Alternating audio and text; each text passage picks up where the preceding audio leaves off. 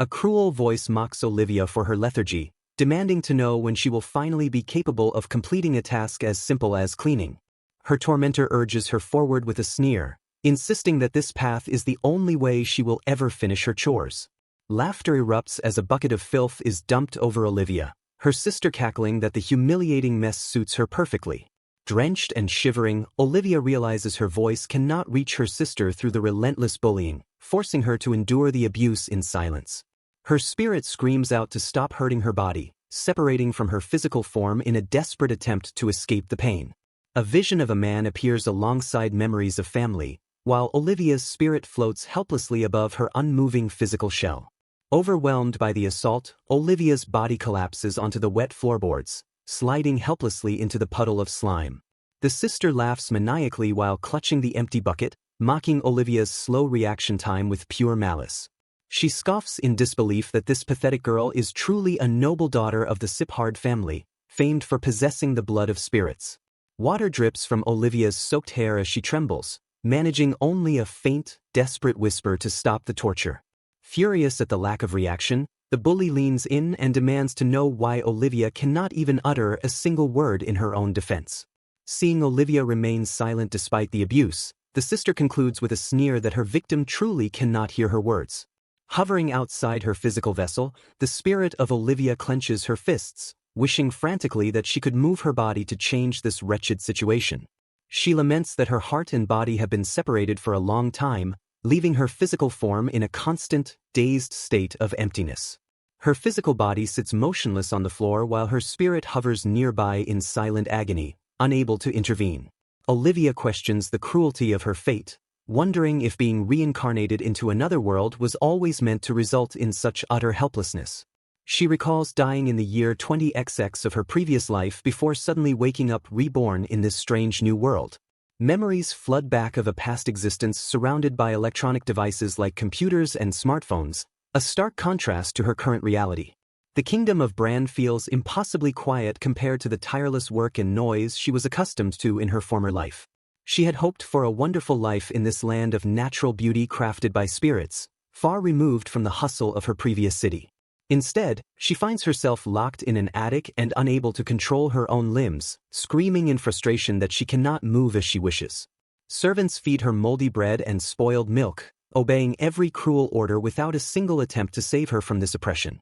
Even her stepmother is complicit in the abuse, though she suddenly interrupts the torture by calling out to her daughter Anna.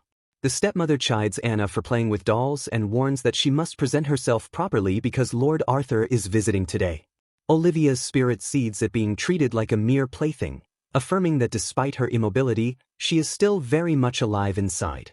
The stepmother coldly orders Anna to clean Olivia up, warning that people will notice if she is left in such a disgraceful state. Tears well up in Olivia's eyes as she cries out against the unfairness, heartbroken by the cruelty of her stepmother and half-sister despite their lack of blood relation. Feigning innocence, Anna acts surprised that it is already late, shifting instantly from tormentor to obedient daughter. Realizing her body won't last much longer, Olivia resolves to either find a way to move or seek help, just as Anna orders the servants to clean the thing on the floor. The scene fades on the ominous mention of the blood of spirits, hinting at the dormant power that lies within the persecuted girl. Anna curiously asks her mother if the Queen of Spirits actually existed, prompting a dismissive sneer from the older woman. Laura scoffs that magic depends entirely on tools in this era, ridiculing belief in spirits as nothing more than myths for the elderly. She mocks the Siphard family's legacy as a self-made lie, challenging the so-called spirits to show their power if they truly exist. Spirit Olivia clenches her hands to her chest, resolving that she must escape this hellish prison no matter the cost. Ancient lore reveals that the Siphard lands were once a lifeless void until the Queen of Spirits descended to bless them with abundance. Desperate for this power, the King of Bran once begged the Queen to remain forever and grant her magical blessing to his kingdom. The Spirit Queen agreed but imposed a single, absolute condition regarding the protection of her future offspring. The king accepted instantly, vowing to establish a noble family and protect her child for eternity regardless of the cost. A dark warning accompanied the pact, stating that if the promise were broken and the child harmed, the deal would end. The consequences of breaking this vow were clear and terrifying. The entire kingdom of Bran would fall into absolute ruin. Though rumors suggest a romance between the Spirit Queen and a Siphard ruler, 200 years have passed since her legendary descent. In the present day, Olivia was born into the Siphard line, the direct descendant believed to carry the blood of spirits. From her very first breath, she felt an alien disconnection, as if her heart and body were never truly joined in this world. Despite her condition, the people of Siphard honored the ancient covenant, treating her and her mother with immense reverence and respect. Tragedy struck 2 years ago when her mother passed away, shattering the fragile peace of her existence. Consumed by overwhelming grief, her father sought to fill the void and made the fateful decision to remarry. His new wife Laura arrived at the manor with a predatory smile, bringing her daughter Anna along to complete the new family. Unable to bear the memories, her father fled to the royal palace in the capital, abandoning his home to escape his sorrow. He shunned Olivia entirely, unnerved by her eerie silence and treating his own daughter like a stranger to be avoided. With the master gone, Laura and Anna seized total control of the manor, establishing their dominance over the household. They immediately unleashed a reign of terror, transforming Olivia's life into a living nightmare of constant bullying and cruelty. Anna excitedly gossips about a new magical invention from the capital, describing thin panels used for instant communication. Olivia's spirit perks up as she recognizes the description, realizing these thin panels are essentially modern tablets or smartphones. Anna complains that their rural manor is stuck with obsolete junk that can only print text, unlike the fancy new tech. Shock hits Olivia as she realizes the technological disparity, noting that this world's advancement is barely at the level of a typewriter. She deduces that magical energy has replaced electricity here, driving innovation in ways that mirror her previous life's technology. While Anna demands a device for fun, Olivia realizes that obtaining a smartphone could be her only way to call for help. Laura crushes that hope instantly, declaring that their isolated region is too rural to receive such advanced modern supplies. Frustration boils within Olivia as she questions why the prestigious Siphard territory is denied the latest tools despite her potential to use them. Laura reveals the true cause of their isolation with a dark look, blaming the blockade on the influence of the Northern Union. Economic unions seize control of magical tool distribution, growing more powerful than nobles while amassing immense fortunes. Furious, the stepmother realizes the Northern Union is deliberately restricting their supply and controlling the entire Siphard region. Olivia pins her hopes on her brother Sirius, the current head of the Northern Union and the only one who can help her reach the outside world. Though not blood-related, Sirius is the son of her mother's former love and was like a protective older brother during her childhood. Sirius E. Whiteley, the Northern Union leader and the only outsider who ever cared for her, arrives with a warm smile. He greets her with a cheerful smile, wishing her a happy birthday. While the young Olivia thanks Sirius, her spirit urges her passive physical form to show more excitement. Sirius presents a bouquet of pure white blossoms specially chosen for her, announcing that he brought many gifts. He asks if she likes the gifts, to which she internally screams that she loves them immensely. Sirius reveals a mountain of gifts, including dresses and toys specially designed to suit Ollie perfectly. He presents a tea set, suggesting they spend quality time together enjoying tea. Olivia is deeply touched that he wishes to spend time with someone as quiet and reserved as her. Sirius gently places his hand over her heart, creating a warm connection, visual context. A sudden sensation surprises them both, widening their eyes in shock. Her spirit rejoices at his kindness, feeling her heart briefly regain control over her body. Desperate to thank him with her real voice, she recalls how her stepmother forbade their meetings 2 years ago due to the union's power. Refusing to endure this any longer, she resolves to tell her unbearable fiancé Arthur that she is being bullied. She swears to do absolutely everything within her power to change her fate.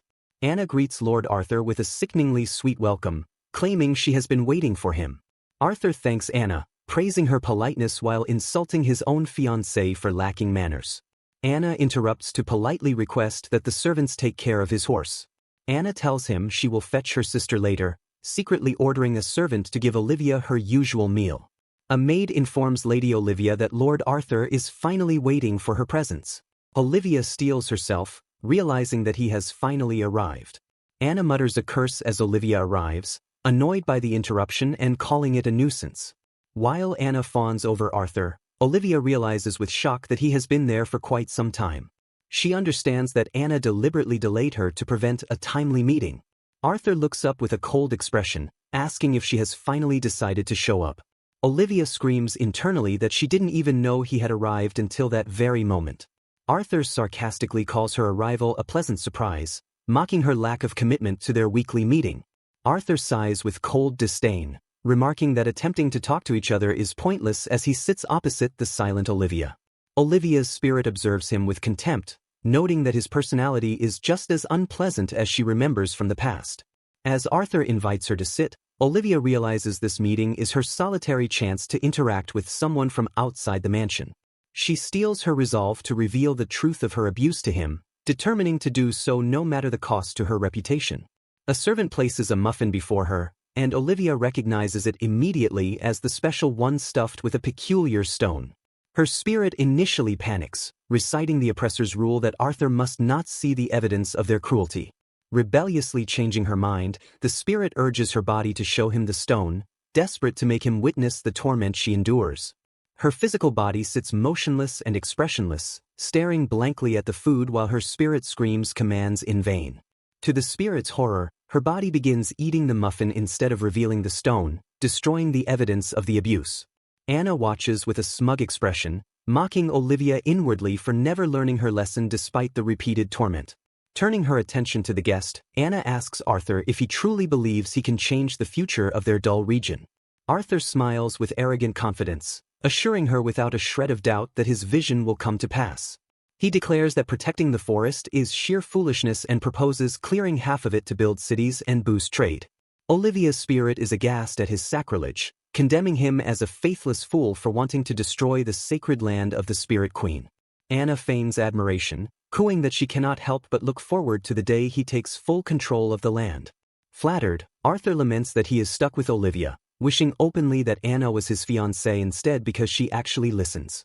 Feigning surprise at his boldness, Anna gasps softly, seizing the opening to push her own agenda.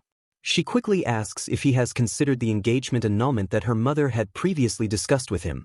Arthur confirms he is indeed thinking about the proposal to replace Olivia with Anna as his betrothed. Watching helplessly, Olivia notes that even if Anna succeeds, it won't change the political reality of the situation. She reflects that the marriage is a political mandate from the king to preserve the Siphard bloodline, making a switch to a stepsister meaningless. However, she acknowledges that on the surface, the chemistry between Arthur and Anna seems undeniable. Despite appearances, Olivia knows Arthur doesn't truly love Anna. He simply views her as a more suitable option than his rigid fiancée. She realizes Anna is driven by entitlement rather than love, believing she deserves the position and willing to do anything to get it. Arthur suddenly turns cold, addressing Olivia directly to state that he no longer sees her as a suitable fiancée. He chastises her for her lack of responsiveness, asking if this silence is how she intends to treat a fiancé who visits weekly. Issuing an ultimatum, he threatens to replace her with Anna if she does not change her behavior and apologize for her lateness.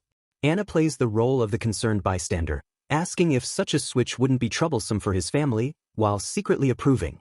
Arthur stands to leave, coldly instructing Olivia to take her time and think over his warning until their next meeting. As he walks away, Anna glances back with a triumphant smirk, reveling in her victory over her helpless sister. Anna politely takes her leave, maintaining her composure as the conversation ends. The man suggests she visit the rose garden before departing, and she accepts with a feigned smile. The moment the door clicks shut, her expression darkens, and the friendly atmosphere vanishes instantly. She sighs in disgust, calling her fiancé foolish and realizing he will be useless in helping her escape this house. A memory surfaces where she excitedly discussed replacing the current fiancé, feigning pure joy at the prospect. In that moment, she had claimed that such a change was the day she had always dreamed of. But the memory turns bitter as she recalls the rejection. "I appreciate your feelings, but..." Back in the present, she admits she only brought it up to humiliate Olivia, knowing she lacks the authority to actually decide. A look of manic determination twists her face as she snaps, refusing to accept this powerlessness. She vows that once she takes control of these lands, everything will change according to her will. She plans to develop the territory, build a thriving city, and turn the barren soil into a land full of life. Her ultimate goal is to force her father and brother to finally recognize her worth and accomplishments. A cold resolve settles over her as she accepts that extreme measures are now necessary to achieve her ambition. She thanks herself for regaining confidence, stealing her heart for the atrocities she is about to commit. The conclusion is inevitable. She has no choice but to completely erase the existence of her half-sister. Putting her mask back on, she waves a cheerful goodbye, promising to see him next week. Alone again, she stands silently in the garden, the weight of her jealousy pressing down on her. She stares at the roses, repeatedly whispering, "Why?" as her frustration boils over. Violently crushing a flower in her hand, she rages at her inability to surpass that wretched girl. Despite rising from a commoner's life, she feels more wretched than ever simply because Olivia continues to exist. Her hatred culminates in a single, dark wish for Olivia to simply disappear from the world. Snapping back to reality, she calls out to a servant with a terrifyingly cold command. She orders that starting today, no food is to be brought to her sister, effectively sentencing her to starvation. The servant accepts the order to let Olivia suffer from hunger without question. Anna adds a final cruelty, ordering Olivia's hands and feet to be bound so she cannot do anything to save herself. In the attic, Spirit Olivia screams her own name, desperately trying to wake her physical body. Physical Olivia lies bound on the floor, having been left without food or water for an entire week since the tea party. The spirit panics, realizing that if this continues, her physical body will surely die. Life fades from the girl's eyes as the spirit hovers helplessly, begging for even a slight movement. Spirit Olivia realizes Laura and Anna have finally decided to kill her, as her very existence is the obstacle to their ambitions. Olivia weeps in despair, questioning if being powerless to resist means this is how her fate is chosen. Believing there is no one left to save her, she cries out a desperate plea to her mother. Her spirit screams into the void, begging her mother to help her.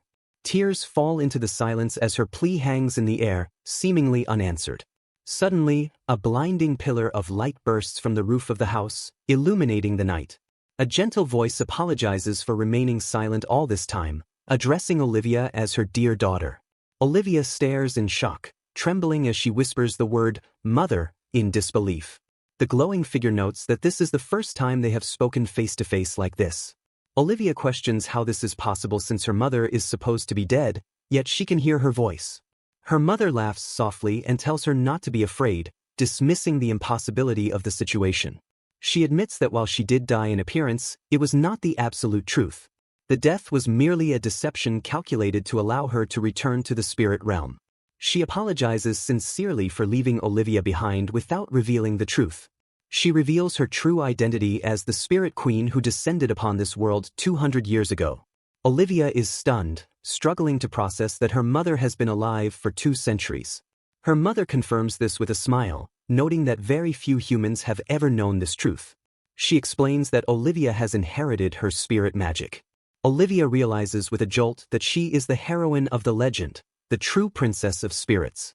She stammers in disbelief, realizing she has inherited actual spirit magic. Frustrated, she asks why she hasn't been able to change her situation if she possesses such immense power. Her mother looks down with a sad smile, acknowledging the validity of the question. She explains that the power only manifests when the heart and body become one. The Spirit Queen reveals she sealed Olivia's powers herself to prevent her from becoming a target. Olivia looks betrayed, asking why she wasn't told this crucial truth before now. Her mother explains that after hiding her identity for 2 centuries, she realized the world is merciless. She saw how humans chase self-interest and power, leading her to separate Olivia's heart from her body for protection.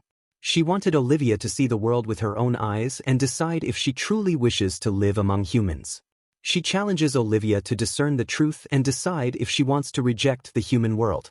Smiling broadly, she invites Olivia to come with her and return together to the spirit realm.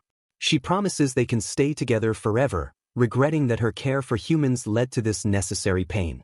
The spirit hovering above questions if the choice is to return to the spirit realm, offering an escape from the pain of the physical world. Meanwhile, the stepmother and sister laugh cruelly in the background, completely ignoring the motionless body of the girl they have tormented for so long. Arthur looks on with disdain, remarking that leaving this place with his mother would be far better than staying in such a miserable environment. A cherished memory surfaces of a young man holding lilies, smiling gently as he wishes Olivia a happy birthday. Olivia's spirit addresses the entity as mother, realizing with clarity that there is still someone in this world who truly loves her. She admits that while not all humans are kind, and greed often outweighs goodness, she cannot ignore the connection she still holds. She speaks of her brother Sirius, who embraced her with love and saw her true self even when she was trapped in silence. Fueled by this memory, she comes to the realization that she desperately wants to see him again. Olivia declares that if she is to possess power, she wants to use it only for those who deserve it, specifically for people like her brother. With fierce determination, she rejects the offer to leave and screams her decision to stay in this world. The spirit entity smiles gently at her resolve, accepting that this is indeed her final choice. Granting her blessing, the spirit asks Olivia to one day recount the wonders of the human world through her own eyes. Crying out Olivia's name, the spirit descends rapidly to merge back with the physical vessel lying on the floor. A voice echoes the proclamation that she is finally free as the spiritual and physical realms begin to reconnect. Her eyes flutter open as she is told her heart can finally return to her body. The spirit rejoices that they will be one again, fully returning to herself after the long separation. Before fully integrating, the spirit bows in gratitude to the body for enduring the pain and waiting all this time. Life floods back into her limbs, and her fingers twitch, moving under her own command for the first time in ages. Olivia stumbles but stands upright, overwhelmed with joy that her legs can support her and that this body is finally hers again. She throws her arms open wide, reveling in the freedom to move her body exactly as she wishes. Turning to her reflection, she whispers a heartfelt thank you to the spirit she calls Mother. A sudden confusion strikes her as she repeats the word, questioning the true identity of the being she just spoke to. She realizes with a pang of sadness that they finally met after all this time, only to be parted immediately. Whispering the word Mother again, she lingers on the bittersweet connection she has just lost. A vision of the spirit bids her farewell, expressing hope that they will meet again before fading away. Steeling herself, Olivia accepts that the protection is gone and she must now rely solely on herself. Her newfound strength falters immediately, and she sways dangerously as physical weakness overtakes her. Collapsing to the floor, she realizes her body is exhausted and on the verge of starving to death after years of neglect. Despite the gnawing hunger, she resolves that she cannot just stay there and die after finally regaining control. She determines that she must see her brother Sirius, but acknowledges that a starving person cannot fight for their future. Reality sets in as she realizes there are no magical phones here and she has no idea how to contact him. An image of her brother appears in her mind, looking concerned and calling her by her nickname, Ollie. Olivia vows to leave the house and speak with her own voice, deciding that the escape begins now with the first step of finding food. A distinct sound echoes through the silence, setting a tense atmosphere as the scene transitions. Sirius presents a gift to his sister in a flashback, noting with a smile that he always liked giving her presents to keep her quiet. He directs her attention to the intricate emblem on the ribbon, urging her to look closely at the design. Olivia admires the craftsmanship, questioning the meaning behind the embroidered dragon and flowers. Sirius explains that the two crowned dragons represent the treasure of the north, a design he created specifically for her. He gently adds that the lilies in the embroidery represent Olivia herself, as she is as lovely as the flowers. Young Olivia stands frozen, her face flushing red as the weight of the compliment sinks in. The spirit watches the memory in frustration, yelling at her past self for remaining so outwardly expressionless despite the internal emotion. She questions the propriety of using such an important family crest, wondering if it is truly acceptable to wear it. However, she admits that lilies are her favorite flower, realizing her body was instinctively drawn to the ribbon for that reason. Sirius instructs her to keep the ribbon, explaining that the crest will identify her connection to the Northern Consortium. He hopes the gift will serve as a charm to protect her in the future. Awkwardly, he asks if he should put it in her pocket, struggling to bridge the emotional gap between them. He sighs deeply, lamenting how inconvenient it is to be unable to properly convey his feelings to her. In the present, Olivia revels in the union of her fragmented mind and body, grateful that her mother taught her the power of spirits. Determined to finally talk to her brother properly, she decides she must first fill her empty stomach to gain strength. She wonders how to actually wield the spirit power to gather food, recalling her earlier declaration with uncertainty. A memory surfaces of her mother extending her hand to use magic, giving Olivia a clue on how to proceed. She scans the room, searching for a suitable object to test her dormant abilities on. Her gaze lands on the bedding, and she decides to use it as her starting point for the experiment. Setting a goal, she resolves to attempt levitating the heavy futon with her magic. She focuses her energy and commands the object to float. A soft sound echoes as the magic takes hold, lifting the object slightly. Disappointment hits as the futon barely moves, leaving her to wonder if that is the extent of her power. Her heart pounds in her chest as she reassures herself that it definitely lifted, even if only a little. Refusing to give up, she commands it to float one more time with renewed focus. The pillow obeys her command, lifting noticeably higher into the air as her control improves. She celebrates the success, noting with satisfaction that it floated much higher than the first attempt. Gaining confidence, she calls out to the stiff old blanket, ordering it to come to her. The blanket surges forward, flying straight into her waiting hands with sudden force. Olivia is amazed to discover that she actually moved the object just by saying a spell for fun. Realizing the potential of her new ability, she wonders if she might be able to gather food with it. Her stomach growls with hunger, prompting her to consider exactly what kind of spell she should use. With determination, she casts a wide-ranging spell commanding all the food in the mansion to come to her. Meanwhile, Anna sits comfortably, maliciously wondering if her sister-in-law is finally dead by now. She gloats about enjoying Olivia's portion of food, mocking how pitiful it is to starve to death. The maid presents a vegetable and salmon soup, and Anna eagerly asks what is being prepared for tonight. The servant promises to bring some roasted venison later to complete the meal. Anna smiles cruelly, thinking that imagining Olivia's suffering face makes the meal even more delightful. Suddenly, the food vanishes into thin air right before her eyes, leaving her staring at an empty space in confusion. She accuses the maid of taking it, asking if the dish she placed there had something bad in it. Back in the attic, Olivia lies satisfied among empty plates, amazed that she really transferred all the mansion's food. Feeling alive again, she wonders if the power of the spirits might actually be the strongest force of all. Empowered by her success, she realizes that she just has to go meet her brother now. She tries to recall the location of the Northern Consortium, realizing she needs directions. Panic sets in as she realizes she doesn't know how to use magic tools or navigate, even if she has magic. She admits to herself that she has never actually gone to meet them herself even once. Staring at an image of a phone, she realizes she has never even been able to touch one until now. She pauses to consider if there might be a clue hidden within the gifts her brother gave her. However, she recalls with frustration that everything was confiscated by Anna and Laura. She bitterly notes that even the clothes Anna is wearing right now were originally given to her. A worry crosses her mind that if the items have been sold to a pawnshop, she can never get them back. She sighs, realizing that there is no way they would have bothered writing an address on them in the first place. Suddenly, she remembers the Northern Consortium's embroidery tucked in the pocket of the clothes from that time. She frantically rummages through the wardrobe, searching for the specific garment. Her face lights up with joy as she locates the item she was looking for.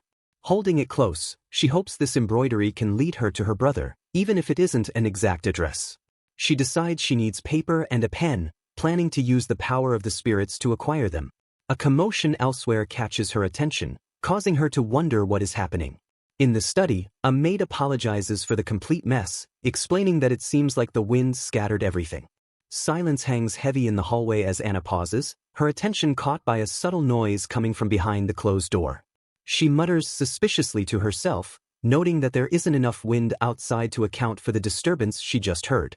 Inside the study, Olivia scours the room for supplies, confident that a well-stocked study should contain everything she needs for her plan.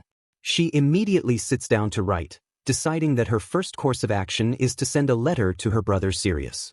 Her pen moves quickly as she informs him of her escape from the mansion and details how drastically the Siphard family has changed. Reasoning that her spiritual powers should allow her to influence animals, she decides to use a bird as her messenger. Olivia calls out the window to a passing bird, pleading for the creature to lend her its strength for the delivery. She holds up a ribbon and instructs the bird to deliver her letter to the owner of that specific fabric. A pang of guilt strikes her for cutting a piece of the ribbon, though she knows the snippet is necessary for the bird to find its target. She identifies the crest on the ribbon as the key to locating the house and decides to keep the rest of it as a clue for her own search. Pondering her options, she wonders if she might also be able to send a letter to the Bran Kingdom. Examining the paper, she identifies it as being made in the Bran Kingdom but notes that it lacks the official crest she needs. Undeterred, she resolves to write another letter to Arthur, intending to initiate something between them that has never been done before. Realizing she cannot leave in her indoor attire, she acknowledges the urgent need for proper clothes and shoes to go outside. Her heart sets on retrieving the items she received from her brother, determined to take back the gifts he gave her. Olivia enters her room and freezes, her breath hitching in her throat as she stares in shock at the scene before her. She cries out in disbelief, demanding to know what has happened to her personal sanctuary. To her horror, she finds her closet ransacked, with the decorations, shoes, and clothes she cherished left in ruins. A wave of realization hits her as she concludes that her spiteful sister-in-law must be the one responsible for this destruction. Despite the loss, she packs a suitcase with what remains, apologizing inwardly to Sirius that she could not save even half of his gifts. As the bird flies off with her letter, Olivia steels herself to escape the house immediately, uncertain of the consequences. Standing at the window, she contemplates using her magic to fly out and leave the mansion behind for good. She begins to cast a spell, chanting words to levitate and float her body off the ground. The door suddenly bursts open, interrupting her spell casting as Anna barges into the room. Anna gasps in shock, her eyes widening as she spots her supposedly invalid sister-in-law moving freely. Screaming in rage, Anna demands to know if a servant risked their life for her and asks furiously why she is even alive. Olivia tries to de-escalate the situation, holding up a hand and pleading with Anna to wait and talk. Anna is stunned into silence, dropping the stuffed rabbit she was holding as she realizes Olivia can speak. Olivia covers her mouth in dismay, realizing she has inadvertently exposed her secret in the heat of the moment. Anna confronts her with the realization that she has been pretending to be a doll the whole time, to which Olivia admits she has been fine. Anna surveys the room, realizing with annoyance that her own decorations and stuffed animals have been moved alongside the general mess. She notices dishes and tools hidden among documents, confirming her suspicion that something strange has been happening in the attic. Validating her instincts, she declares that coming to check on the situation was absolutely the right decision. Furious realization strikes as she screams at Olivia, accusing her of deceiving everyone this entire time. Olivia panics internally, wondering what to do since telling the truth about her condition seems unlikely to convince them. She hesitates, her single visible eye wide with anxiety as she struggles to find the right words to de-escalate the situation. Memories surface of a kinder Anna, reminding Olivia that her sister wasn't always this cruel before the unresponsiveness drove them apart. Empowered by the return of her spirit magic, Olivia resolves to talk things through, believing a spark of kindness still exists in Anna. Anna stares back with a cold, uncomprehending expression, seemingly baffled by Olivia's sudden attempt to communicate. The attempt backfires instantly as Anna snaps, rejecting the gesture as a manipulation tactic and warning Olivia not to mess with her. Desperate, Olivia tries to explain that her power had been sealed all this time, hoping to bridge the misunderstanding. Anna refuses to listen, screaming that spirits are nothing but rumors and rejecting Olivia's explanation entirely. She clenches her fist in rage, asking how much more Olivia intends to mock her before she is finally satisfied. Anna pours out her resentment, revealing that since arriving at the Siphard family, she has been invisible while everyone focuses on Olivia. Tears form in her eyes as she yells about the humiliation of never receiving anything with her own name on it because of Olivia's existence. Pulling out a knife, she commands Olivia to disappear quickly from her sight, her jealousy reaching a violent breaking point. Olivia stares in shock at the weapon, whispering Anna's name in a desperate plea for sanity. Anna abruptly changes her demeanor, feigning resignation as she bows and claims she is leaving now. A psychotic grin splits her face, revealing her true, malicious intent in a terrifying shift of expression. In a flash of motion, Anna slashes her knife across Olivia's face, striking her eye with brutal precision. Blood sprays into the air as Olivia recoils, her eyes slashed open by the sudden, vicious attack. Olivia collapses onto the floor while Anna stands over her, the bloody knife clutched in her hand. The blade drips fresh blood onto the wooden floorboards, marking the escalation from bullying to bloodshed. Anna chuckles darkly, the sound of her laughter echoing in the tense silence. She bursts into manic laughter, celebrating that she finally managed to twist Olivia's expressionless face into one of pain. Looking down at her bleeding sister, Anna coldly remarks that she should have done this sooner. A solemn figure sits alone in a lavish room, his composure masking the heavy tension hanging in the air. Maids whisper anxiously outside the door, startled by a sudden, loud noise echoing from within. Terror grips their faces as they hesitate to enter, fearing the worst has happened inside. The servants burst in to find a horrific scene where Olivia lies motionless in a pool of blood while Anna stands over her. Anna snaps at the screaming servants, silencing them with a chilling declaration that this outcome was inevitable. Lady Laura sweeps into the room, annoyed by the noise rather than shocked by the violence before her. She glances down at the bloody scene with detached curiosity, barely reacting to the carnage. With zero empathy, Laura coldly asks if the girl lying on the floor is actually dead. Anna casually explains that Olivia suddenly started speaking out of nowhere, which prompted the attack. Shrugging off the gravity of her actions, Anna claims she simply decided to shut her up for a while. A twisted smile spreads across her blood-splattered face as she decides the details no longer matter. Laura looks at her daughter, assessing the situation with a cold and calculating gaze. Without hesitation, Laura proposes dumping the body in the forest for magic beasts to dispose of. Anna claps her hands in delight, thrilled by the cruel and convenient solution to their problem. The terrified maids are ordered to remove the evidence immediately, forcing them to comply with the gruesome command. Laura places a hand on Anna's shoulder, offering praise for her ruthless action instead of a reprimand. The servants struggle to lift the heavy, blood-soaked bundle, grimacing at the grim task. Laura assures Anna that she is now the sole heir and promises to personally secure the engagement with the Norndi family. She fabricates a cover story that Olivia wandered into the dangerous forest alone and vanished. The narrative is set for Anna to naturally step in and take her sister's place as the new fiancée. Deep in the woods, the maids find a secluded spot to dump the burden they carried. They decide to strip away the blanket to ensure the local monsters find the corpse quickly. As the body hits the ground, it becomes apparent that the bloody corpse is actually a lifeless doll. Spooked by the eerie sight, the maids flee the forest in terror, leaving the decoy behind. The scene shifts to the exterior of the bustling royal capital of the Bran Kingdom. King Griot is interrupted from his reading by a messenger bird crashing through the open window. The king shouts for his prime minister, startled by the bird perched on his windowsill. Prime Minister Sylphie responds to the summons, looking unimpressed by the king's sudden outburst. Sylphie dismisses the bird as a common nuisance until she notices the letter attached to it. The king waves his hand dismissively, ordering her to discard the message if it isn't important. Sylphie freezes in shock as she reads that the sender is none other than Lady Olivia of the Siphard family. The king reads the curt message aloud, stating simply that she is leaving the land. A moment of stunned silence fills the room as the implication of the short message sinks in. Panic explodes as the king snatches the letter to verify the absurd claim himself. His face pales as he confirms the document bears the undeniable official seal of the Siphard family.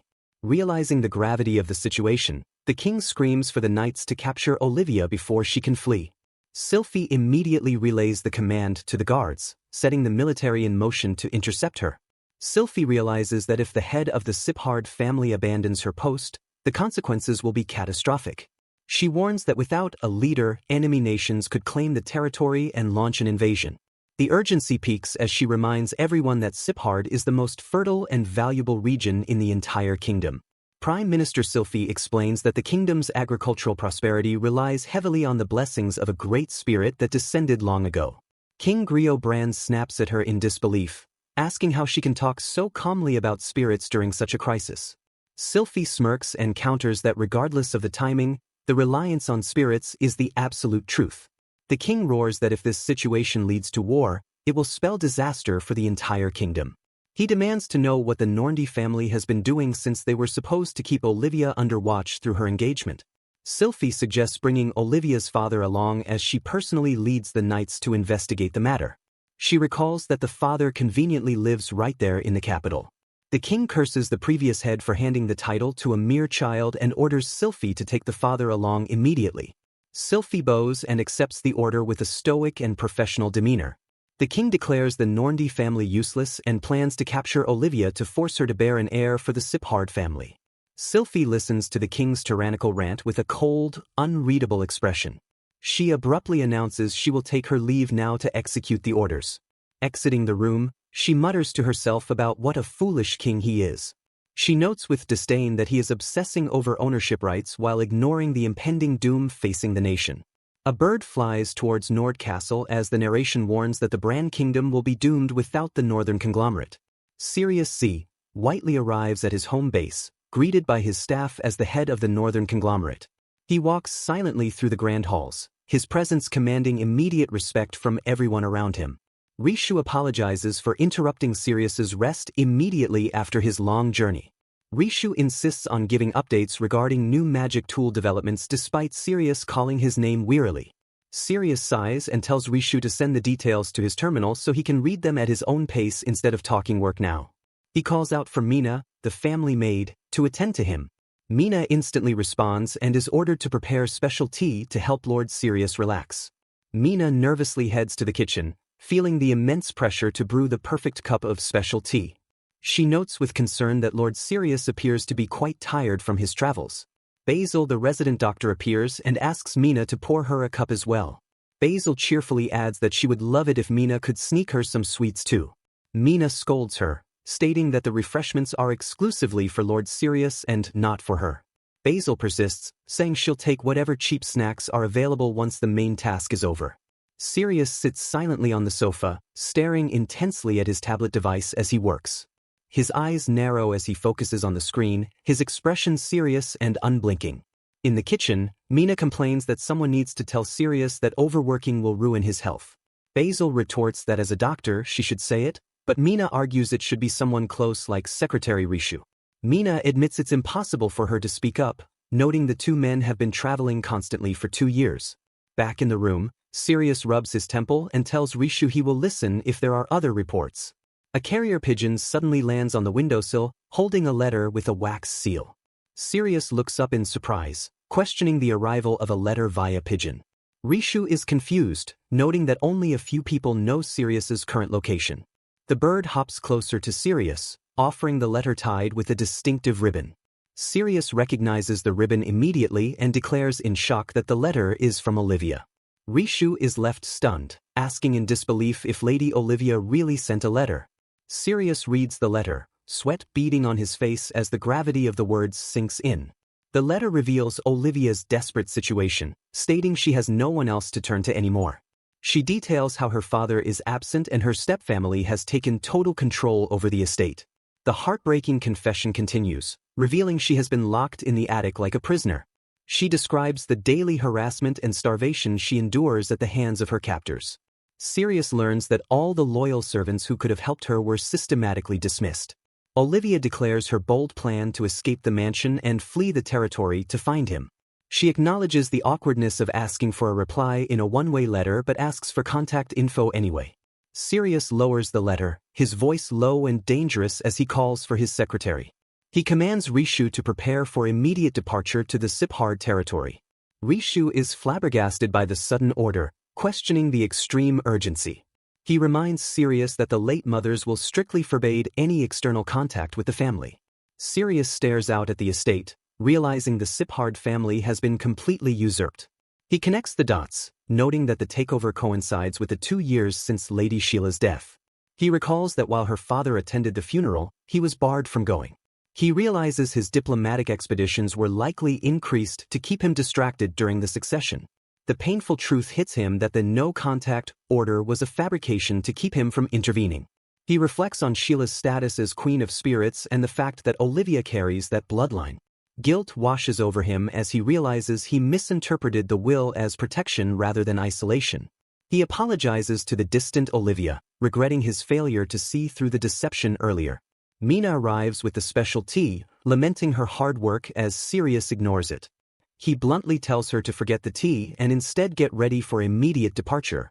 Sirius explains the dire situation, stating clearly that Olivia is attempting to escape the mansion.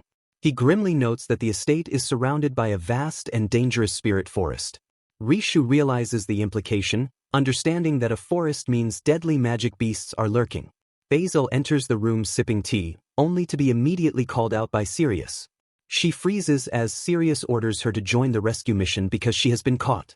Basil bows in acceptance, telling them both to be ready to leave at once.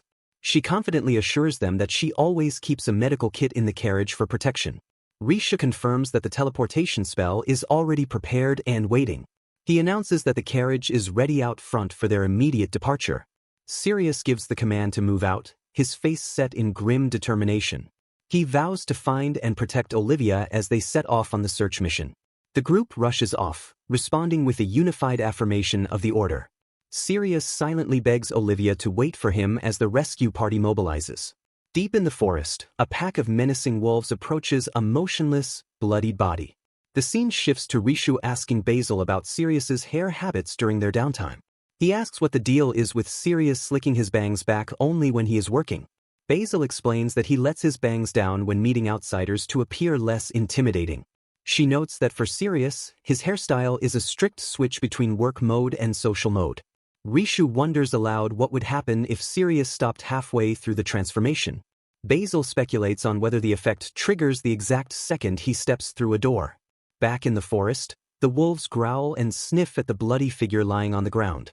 The corpse's hand twitches, startling the predators as life returns to the body. Olivia bursts up gasping for air, complaining that holding her breath for that long was incredibly tough. Olivia sits alone at the base of a large tree, her face battered and her spirit weary as sunlight filters through the leaves. She reveals that she fainted when Anna cut her, but pretended to stay unconscious so they would carry her outside. Realizing the bleeding was severe, she knew she had to act immediately to stop the flow.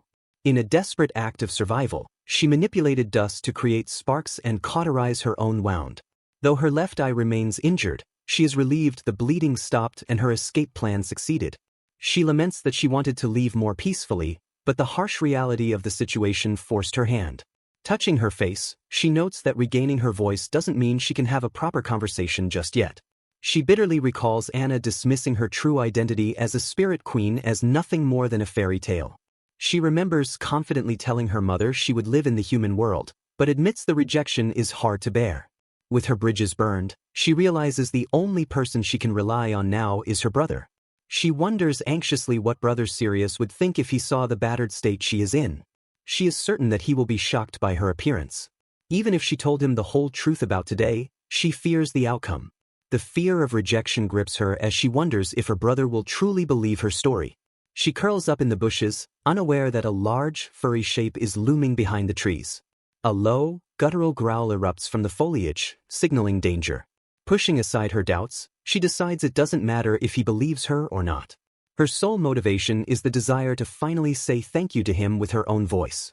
Determining that nothing matters unless she achieves that goal, she sets her sights on the northern conglomerate. Her resolve is interrupted when she senses something wrong nearby. A massive wolf bursts from the treeline with jaws gaping wide, freezing her in shock. She screams and scrambles backward on the ground, desperate to put distance between herself and the beast. The monster growls menacingly as it stalks toward its prey. Staring up in terror, she realizes she is face to face with a genuine monster. Realizing it intends to devour her, she frantically prepares to cast a spell for protection. She squeezes her remaining eye shut, focusing her energy to retaliate. The wolf roars, baring its fangs as it prepares to pounce. She shouts for the leaves to protect her as the beast leaps through the air. A powerful gust of magic erupts from her hands, stripping leaves from the trees. The whirlwind of foliage slams into the wolf, engulfing it in a blinding green storm. The creature yelps in pain as the magical assault overwhelms it. She observes with relief that the leaves are sticking to the beast and obstructing it, proving her spell worked. A terrifying growl rips through the air as the wolf lunges, forcing a desperate scream from Olivia's throat. Pain surges through her battered body as she curses the injury, struggling to maintain her composure in the face of death. Amidst the beast's low growls, she realizes with horror that her guard was down because she wrongly believed she had sealed its movements. Desperate to survive, she tells herself to calm down and find a safe spot to recover before the situation worsens. She resolves to head toward an area devoid of magical beasts to escape the immediate danger.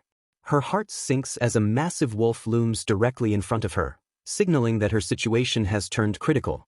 Terror grips her as she looks around to find herself completely surrounded by a pack of hungry magical beasts. Rishu panics upon confirming a magical beast reaction on his device and urgently calls out to Mina for support. Answering the call, Mina leaps into action with a dynamic strike, taking down a beast in a single fluid motion. The observer is stunned, noting that she defeated the formidable creature with just one powerful blow.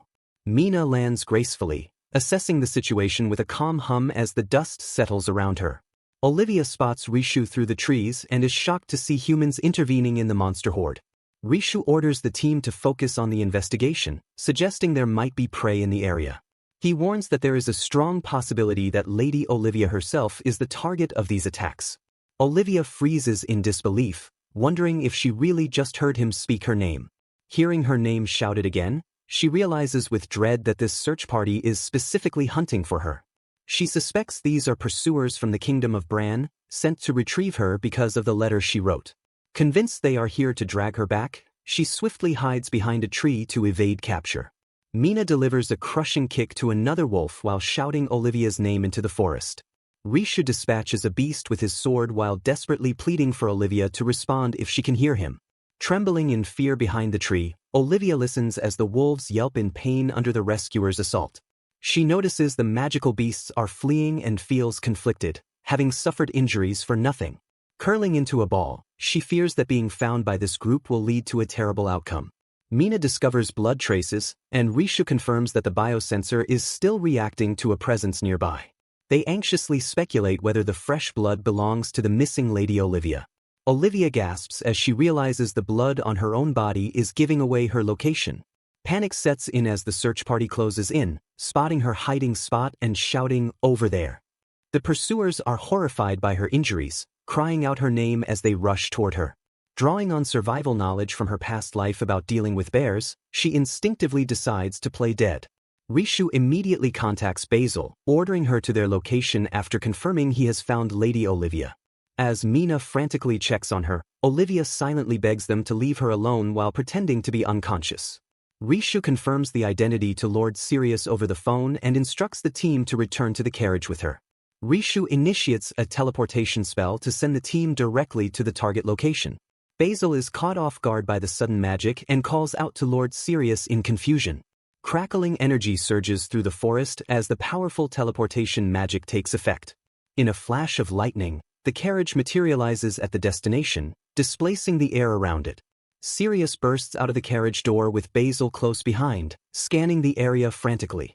Spotting the injured figure on the ground, Sirius screams Olivia's name in sheer panic. He freezes in horror, his face twisting with anguish as he sees the extent of her injuries. Through her haze of pain, Olivia faintly recognizes the familiar voice calling out to her. Sirius rushes to her side and pulls her into a tight embrace, apologizing brokenly for being late. Olivia stares up in disbelief, barely whispering her brother's name as reality sets in. He gazes down at her with intense relief and sorrow, holding her fragile form close. Sirius confirms his identity and urgently asks if she has regained consciousness. He notes that narrowing the search to the mansion's forest was the correct move and thanks the gods she is awake. Clinging to him, Olivia realizes her letter reached him and that these pursuers are not enemies from Bran. Tears well up in her eyes as the comforting truth sinks in. Her brother came to save her. Overwhelmed with relief and safety, she lets go of her consciousness and whispers that she is glad. Sirius notices her body go limp and observes that she has fallen into a peaceful sleep. His expression darkens as he examines the terrible wound inflicted upon her. Lifting her gently in his arms, he carries her battered body away from the cold forest floor. He carefully hands her over to Basil inside the carriage, ordering her to take charge of the treatment immediately. Turning to the maid, Sirius commands Mina to assist Basil with the medical procedures, to which she eagerly agrees. Inside the safety of the carriage, Olivia rests quietly with bandages covering her injuries. Stepping back outside, Sirius's voice drops to a chilling tone as he summons Rishu. Rishu flinches at the sudden summons, startled by the shift in his master's demeanor. With cold fury, Sirius issues a single command to his aide: prepare for battle. He orders that everyone involved in this incident must be recovered alive, strictly forbidding any kills. Rishu realizes the combat team was concentrated elsewhere, leaving Sirius and Basil to search a different sector as non-combatants. Basil recalls her terror during the search, praying no beasts would appear as she could not protect Sirius by herself. However, Sirius was actually overflowing with such intense killing intent that it remained invisible on his face. That sheer intensity acted as a barrier, preventing a single magical beast from daring to approach him. Sirius looks back toward the carriage with deep sorrow, murmuring about his poor sister. Gazing at her sleeping form, he wishes her a good rest before turning his attention to vengeance.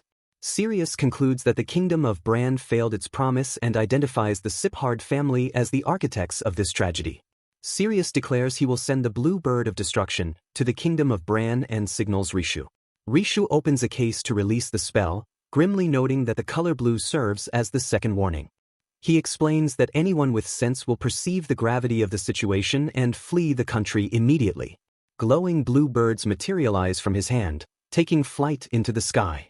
With a smile, Rishu commands the swarm of bluebirds to go forth and deliver their message of doom.